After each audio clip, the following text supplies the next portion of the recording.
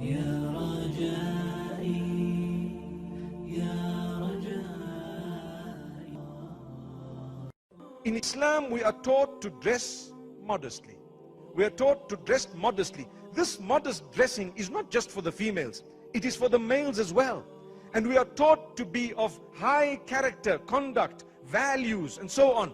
This modest dress is supposed to calm us. It is supposed to bring about a sense of peace, a sense of equality.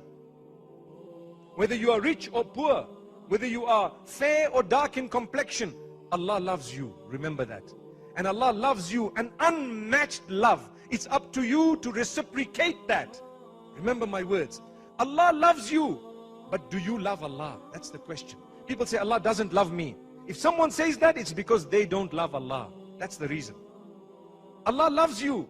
Do you love Allah? If the answer is yes, how can you give up your prayer? How can you start exposing yourself? I remember someone asked me a question, and I'm taking the liberty of answering it here because I think it's absolutely important. Why would Allah judge? This was the question, right? Why would Allah judge you based on your dress? Why do I need to cover my hair or my legs? Why would Allah actually judge me based on whether my legs are covered or my hair is covered? You see? These are the questions of today. So I said, for the same reason that He would judge you if you prayed or not, if you stole or not, if you did anything else or not. These are rules and regulations. You call yourself a Muslim. What is the meaning of a Muslim? Islam is generally interpreted in two different ways. Coming from Istislam, which means to surrender and to submit. Surrender. Who surrendered? Anyone who wants to call themselves Muslim, it means they have surrendered. If they don't want to surrender, well, stop calling yourself a Muslim. But today they want to say, I'm a Muslim and I won't surrender. It's a different thing if you have a weakness. If you're weak and you know that, look, I'm supposed to be doing this, but I'm weak. Oh Allah, forgive me. Then you're a sinful person, perhaps, or you are struggling to do the right thing. But if you are a defiant person and you say, I'm a Muslim, but who says alcohol is haram? I'm a Muslim. Who says gambling is haram? I'm a Muslim. Who says adultery is haram? If that's the case, please, you can do what you want because you are answerable to Allah, but don't call yourself a Muslim because you have not submitted to Allah. And you want to change the deen. That's what people are trying to do today. They want to change the deen in a way that they will bring about things that are not in the deen into the deen and say it's the deen. And they want to remove things from the deen and say that's the deen. And if you are sticking to the straight and narrow, they will call you an extremist perhaps. May Allah forgive us. May Allah subhanahu wa ta'ala guide us. We need to develop ourselves. I cannot shove down your throat anything. I can only encourage you. And if you see me doing wrong, you can encourage me. And even if you don't see me doing something wrong, it's your duty to tell me, to encourage me, to remind me. Alhamdulillah. So people are doing things that are unacceptable and saying they are part of Islam. I was saying that there are two things. One is to submit, and two is peace. I'm sure we've all heard Islam means peace. You heard that? Islam means peace. And others will say Islam means to submit and surrender. The reality is it means both of them. You submit and surrender and you will achieve peace. No submission, no surrender, no achievement of peace. What does that mean? Allah's come with a recipe. He's given it to us through Muhammad sallallahu alayhi wa sallam. It's amazing, it's unique. It's something that is a gift of Allah subhanahu wa ta'ala. And what do? We know it, we read it, we hear it, but we couldn't really be bothered. And we're still searching for peace. We're still searching for peace. Subhanallah. The peace is there. Fulfill your prayer. Wallahi, I promise you, my brothers and sisters, and this is a challenge for myself and yourselves.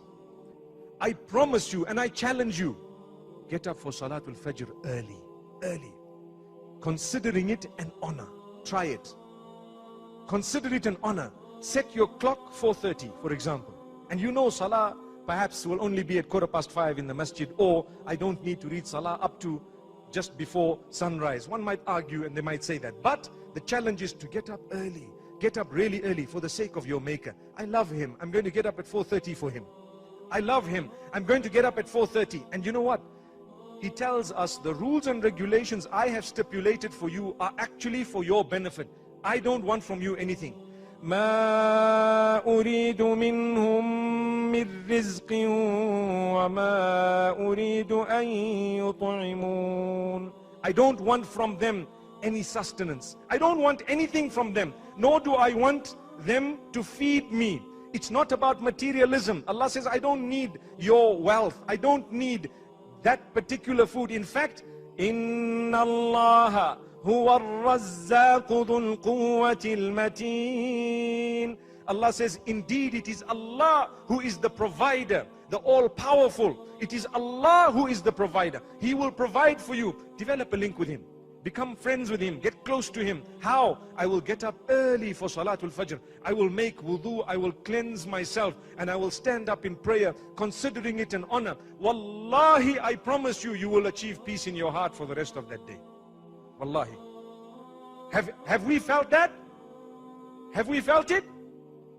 I hear quite a few yeses, but we want to hear a few more yeses as well in the future. You get up for the sake of Allah. If you are ready to get up even before that and read Salatul Tahajjud, or at least make dua to Allah, pray, supplicate to Him at that time of the morning, you will achieve a lot of peace, a lot of comfort, even though you will have challenges. By the way, who on earth does not have challenges? Who does not have difficulties? We think that we're on earth and life is supposed to be rosy. No way. Even a rose has thorns. You know that? So if your life is supposed to be rosy, well, I might say, okay, it is. But these 2-3 things are just the thorns in the path. So what you have to do, make the most of the smell, the scent, mashallah, the rose, enjoy what it looks like. But once in a while you might be injured. There might be a little bit of blood here. What I mean is, things may not happen exactly the way you want it. Not everything can be smooth as you wish and as you want. Subhanallah. But what you do need to know is, life will be full of tests from the beginning to the end. And Allah says that you were created to be tested. That's all. So what happens in a test? You have questions that are difficult. They cannot be easy all the time. You have situations to resolve that will not be so easy. They will be difficult. But Allah says, spend a few more years there, and inshallah you will get contentment. عَجَبًا لِأَمْرِ الْمُؤْمِنِ فَإِنَّ أَمْرَهُ كُلَّهُ لَهُ خَيْرٌ. The Prophet ﷺ says, the affairs of a true believer are amazing. They are strange in a unique, beautiful, positive way. Why? Because when something good happens, then a believer is thankful. So it's better for that believer. And when something bad happens to them, they bear patience. They are still content. They surrender to the decree of Allah subhanahu wa ta'ala. So they are still happy. Many of us, we're not happy with the decree of Allah. Allah chose that you will have this. You say, no, I don't want it. Well, you're not going to be able to change it. That's Allah. If He gave you hair in a certain way, a face in a certain way, if He gave you a complexion in a certain way, that's His choice. You cannot say, I'm upset with Allah. Allah chose your parents for you. There is nothing you're going to be able to do about changing that. Zero. That's something, in fact, you cannot even change. اقرأ كتاب الله ترق جنانه وتنل عظيم الأجر والغفران رتله روي القلب من نفحاته كالماء يروي لهفة العطشان